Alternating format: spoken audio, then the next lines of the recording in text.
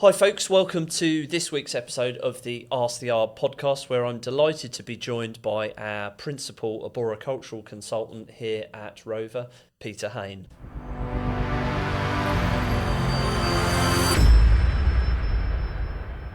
Hi folks, welcome back to the Ask the Arb podcast, where this week we have got a special guest, which is my senior... No, he's not actually anymore. He's the principal arboricultural consultant here at ROAVR. So welcome to the podcast, Peter. Tell us a little bit about your role at ROAVR, and then we can jump right into it, because people don't know what an arboricultural consultant is. And they certainly don't know what a principal consultant does. No, I have these conversations with people all the time. Usually the first question is how to pronounce arboricultural. So it's everything to do with trees. A lot of what we do is related to planning applications. So we do a lot of reports for people who want to build things. And then our role is to ensure that the trees are respected through the design process, and then also protected through the actual construction process as well. So really, zooming right out on this, the point of our job is to make sure that the tree cover in the UK is hopefully increased over the decades, but certainly not lost. And the trees that we've got are obviously very important in terms of habitat and biodiversity and all those good things. It's an interesting one. And obviously, we don't manage to get you on the podcast very often. And the reason for that is because you're based down in Cambridgeshire. So talk to us a little about this. This podcast tends to be the whole reason for it, and I know you're familiar with it, but for the listeners or anybody that's coming to us and finding us for the first time, the reason that we do this podcast is basically just to add value and to inform people. So just for the listeners, ROAVR is a nationwide company. So Peter actually isn't based in Inverness, where our HQ is. So whereabouts are you based, Peter? Yeah, so I'm based in the flatlands of Cambridgeshire. It's the least wooded county in England, unfortunately. But most of our work is in London and the South East, so it's quite a good position to be in. I cover the sort of North home counties, and then obviously we have other consultants and surveyors in London and right across the South East and the whole country as well. I come up occasionally to head office just for like senior team meetings and staff training and all that kind of good stuff. Very occasionally I'll get out in the Highlands and do a tree survey as well with one of our team. Just more as a training exercise, but also it's nice to see some of the countryside. As well. It's a little perk of the job. It's a little bit hillier than Cambridgeshire, very isn't much it? so. Yeah, very much so. I'm in big sky country. Down there it's pretty much flat as far as the eye can see. With lots of fast jets bombing around the place. Yes. East Anglia's covered in wartime air bases. So I've not spent a lot of time down that side of the country, really. When we were a much smaller company and I was running around all over the place, and Connor, my son, was involved in it as well then, I did the odd job in Cambridgeshire and out into East Anglia, but it's not a part of the world I know very well at all. No. And I think I went out to the coast once. I think I went on holiday with my girlfriend to Mablethorpe or somewhere. Horrendous like that. Apologies to anyone that's from Mablethorpe. The North Norfolk coastline is absolutely lovely, the Southern coastline as well, but it's such a long way from anywhere.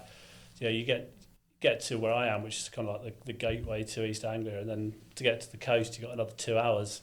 It's a big part of the country. Unless you've got a reason to be there, it's not somewhere you'd pass through. It's a bit like Inverness in that respect. It's totally nuts how long it takes to get from there's a really beautiful racetrack, isn't there, somewhere in Cambridgeshire. It's really hilly. Connor would know the name of it. I can't remember. We went there to watch motorbike racing. Oh yeah. And I stayed somewhere on the A1, M1 corridor, and in the morning, it won't take very long, and it was still like another hour and a half. Just crazy, crazy. In the last episode, I had a much younger guest on, which was my son James, and we were talking about listener questions and all that kind of good stuff, and tying it back to our sort of predictions for 2026. My finger is not as on the pulse as it used to be. What are the changes that are coming in the tree space, do you think, particularly in relation to planning applications in 2026? Yeah, so everything's a bit up in the air in the planning system at the moment. Obviously, particularly in regard to ecology, which, while not my specific area of expertise, there's a lot of crossover. Obviously, ROAVR, we offer both tree surveys and ecology surveys for planning, so our teams work together quite closely. But specifically on the tree side, there is an update coming to BS 5837, which is the British standard in relation to trees and development. So it covers every aspect of that, from design to demolition to construction. I'm not expecting any sort of ground shift or any seismic shift in the principles in BS 5837. But there will be some significant changes.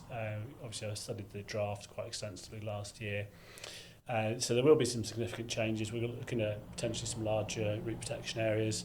We're looking at more protections for ancient and veteran trees, which can only be a good thing, again, for the tree population. But that's going to potentially present some challenges for developers with sites with those kind of trees on. So yeah, I'm not sure when the final version of that British standard will be released, but we'll be all over it on day one. Because they were talking about 2025 originally, weren't they? No, it's not out yet. And I checked the other day and there wasn't a release date. There might be now, but I'm not aware what that's going to be. On our main YouTube channel, I did a predictions video that we sent out to our email list and everything just before Christmas, and we've pushed it a bit since Christmas. Obviously heavily weighted towards ecology and planning and infrastructure bill, BNG changes and all that kind of good stuff. And there was much noise and much concern and much worry about all of that, but we still don't have an implementation timeline on it. And I thought I need to talk about trees as well, and I had a look then and I could find nothing. They were actually talking about towards the end of 2026, I think. Yeah. So everything moves at a glacial pace in that space, legislation. I think people see the headlines and they panic, but you know, even the minor changes to BNG are taking 6 or 7 months to roll out. So I don't think we're going to see any significant changes in local authority planning policy at an actual applicable level to your planning application. I'm not going to see changes for months, if not years.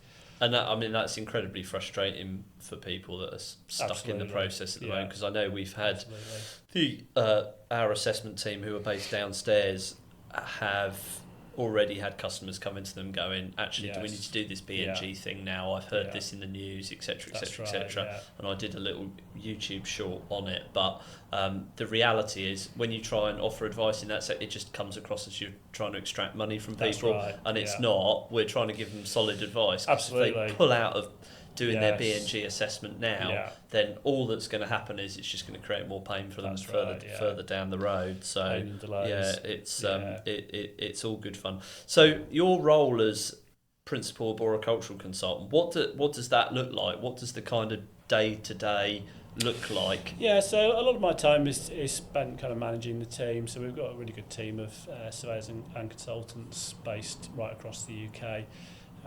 So my role really is to mentor those consultants as they come into the business, get them up to speed, and then I spend a lot of time doing technical reviews on reports and consultancy with some of our bigger clients as well, and just making sure that the kind of product we're delivering, those tree reports and the consultancy we deliver, is consistent and good value across the board. Occasionally get out on site. We do some sort of audits, quality checks with surveyors on sites as well. So it's nice to get out of the office occasionally and on site, but that's becoming less and less these days. Yeah, it's the trouble, isn't it? As your career progresses, 2025 was the year I spent I'm not really involved operationally at all anymore.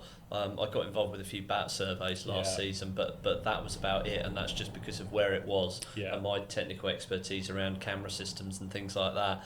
But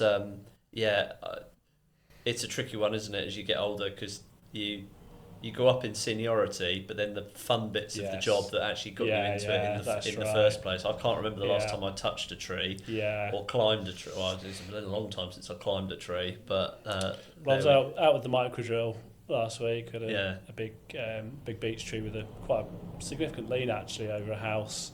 One of our surveyors spotted some Kretschmeria on that. It's a good catch because I went back with the microdrill and the client had sort of removed some soil around the base of the tree and there was no trace of those brackets at all. But unfortunately, the microdrill picked up on the decay in the stem, so that push your finger through the tree. No, not really. Obviously, with Kretschmeria, it's simultaneous rot. It's a brittle fracture. It doesn't necessarily show up as soft. Yeah. So, yeah, it's a difficult one to call, really. But sort of negotiated with the tree officer and we kind of agreed between us that was best course of action was to fell. Which again is not a decision we'd take lightly, but given the potential implications for failure on that tree, there wasn't really an alternative. I turned up at a site in Manchester, it must have been about 7 or 8 years ago, and there was a linear feature of sycamores down the right hand side of this property as you looked at the front of it.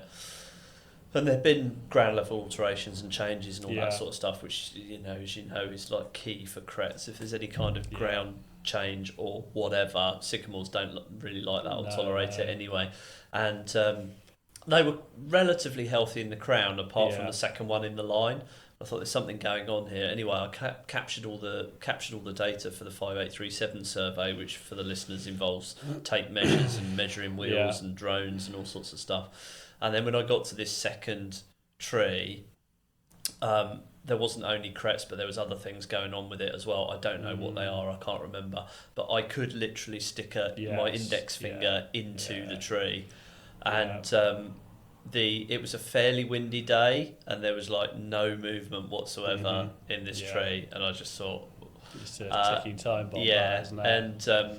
And it took a while for me to convince the homeowners that they really needed to get this down ASAP. It was a big tree. It was about 800 or 900 millimeters DVA diameter, and it was 6 meters from the corner of their property. And the tree surgeons, in the end, they didn't climb it. They got a mobile elevating work platform in and took it down. It was horrendous. It's the worst I've ever seen in a residential situation. That's got to that point. You see like oak trees that fall apart within their own crown and stuff like that, but this was horrendous. I don't know how they hadn't spotted it or someone hadn't spotted it, but there we go. It's funny how long those trees will just stand sometimes. I think obviously we tend to play it very safe as arboricultural consultants with managing tree risk, but actually a lot of those trees would stand for a lot longer, but we can't predict which ones will and which ones won't. So in those kind of high risk settings you can't take chances. No. But there's a line of dead trees that I walk past with the dog nearly every day, and they've been standing dead for 7 or 8 years, and one of them came down over Christmas. I just wanted to have a look out of sort of professional interest, and the root system was, I would say, 90% gone, just decayed, and what had actually come out of the ground was just like a socket, really. You look at those kind of trees, you just wonder how it stood for so long. It's nuts, isn't it? They are incredibly robust. There's a line of veteran oak and ash trees near. Well, they're virgin on veteran, but they're very, very old near me on the edge of a field. So they've been constantly ploughed down one side, root damage, all that kind of good stuff. And the crowns are retrenching. Dying back on all of them. And then the storms hit them, and we get some pretty bad storms up here in the north of Scotland, and prevailing wind is from the south. But when it comes round to the north, northeast, northwest, everything gets battered, and it's full of snapped hanging branches all over the footpath. Nobody seems particularly interested in it. Again, from the tree's perspective, snapped hanging branches in a storm is actually their mechanism for making sure the tree survives, as is the retrenchment. Interesting. There's some research that shows that root damage like that will actually stimulate new fibrous root mass. So it's not what I'd recommend. No, but it can actually be beneficial for the trees to get that sort of more aeration into the soil, stimulate some new root growth. Can sometimes be beneficial. Yeah, it is crazy what they'll put up with, isn't it? Absolutely. In terms of so obviously quite recently in towards the tail end of 2025, we within our own company we realised that actually there's a lot more that we could do for our customers, and we released a new product called ROAVR Assured. Yes. Do you want to just talk us through that and how it relates to trees? Absolutely. Yeah, so this kind of came, not blowing my own trumpet too much, but it kind of came out of the tree team. We had a need for our clients had a need really for managed tree surgery and also topographic surveys. So in an ideal scenario, if we're going out to do a survey for planning, a BS 5837 survey, we would already have a recent topo with key site features plotted, so not only the trees but other site features like hard landscaping and buildings, because those things can have an impact on tree root morphology. Obviously, if you've got a building with deep foundations, that's a really key data point to have as part of the consultancy process for producing a report for planning. So for years and years, we've been saying to clients, you really ought to have a topo for this site. But a lot of the time we end up plotting onto just a map tile, which doesn't have that level of detail on. So what we start saying to people now is, you really need a topo for this site. Would you just like us to go and get you one? Because nobody wants to have to do the extra work to go and commission topos, and if you don't have a relationship with a topo surveyor and you don't know what you're asking for, that it's another bar to getting the best possible product. So what we've done is developed a working relationship with a few different companies now who do our topographic surveys, and they're producing top-notch survey data for us. And then obviously we can go in afterwards and plot our tree data onto those topographic surveys, and that means the customer's getting the best possible products, the best possible plans and data. For years and years and years, my belief was, particularly around contracting and things like that, is that if you're going and doing a tree safety survey, the same company shouldn't be doing the tree surgery work, because it's a conflict of interest. But I think once you're established, once you've got the reviews, once people can see that you've got the client's best interests at heart, absolutely. I think there's a lot of value in just being able to offer the customer a one-stop shop, because that's what they want at the end of the day. If they've got a good relationship with you, they just want to get in, get out, get the surveys they need, and move on. We have, just as we come to the end of this, we have a little feature, and I'm looking at the deck because I can never remember which button to press, but I'm going to press this, and I haven't got my headphones on, so this could go terribly wrong. But what we're going to do is we'll take one of our planning permission panic line questions. So here we go. We love a jingle here. You've got the questions, the planning system's a nightmare. We have got the answers. Welcome to the planning permission panic line. Yes, folks, it's planning permission panic line. So what we've got here, I don't know whether you've listened recently, but some of the jingles are absolutely horrendous. Kean designed them and produced them, so it's his fault. It's his fault. He didn't. They're all mine.